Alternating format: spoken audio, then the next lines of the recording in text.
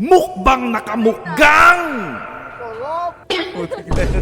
Mukbang nakamukbang, mukbang nakamukbang, mukbang nakamukbang, mukbang nakamukbang, sama-sama sabay-sabay, mukbang nakamukbang.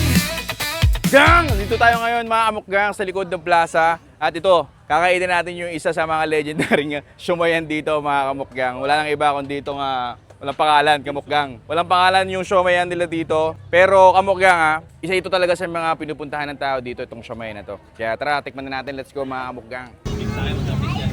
Isang order na ilan? Ako Japanese. 1, 2,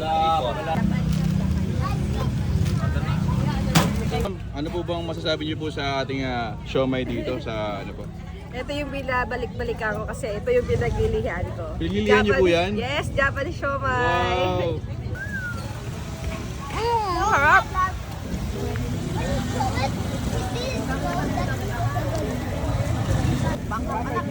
Ano sabi mo? Malambot. Harap.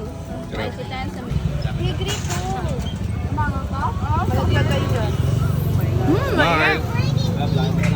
Papapasok tayo ba? Mukbang nakamukgang! Ito mga kamukgang yung madalas na in-order ko rito kamukgang. Ito yung kanilang Japanese siomai mga kamukgang. Ayan, 25 pesos, meron ka ng 5 pirasong siomai mga kamukgang. Ayan.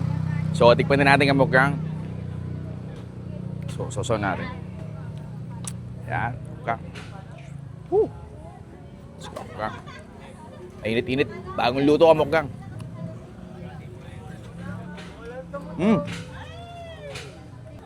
Masarap siya kamukgang.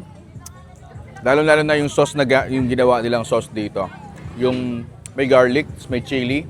Hindi siya ganun kaanghang. Hindi ko alam pero may nalasahan akong bagoong. I don't know kung totoo kung bagoong yon o bagoong alamang yun. Pero hindi nalasahan akong ganun. Pero all in all, nagko-complement talaga lahat nung sausawan nila dun sa pinaka-siomai nila. Masarap kamukgang.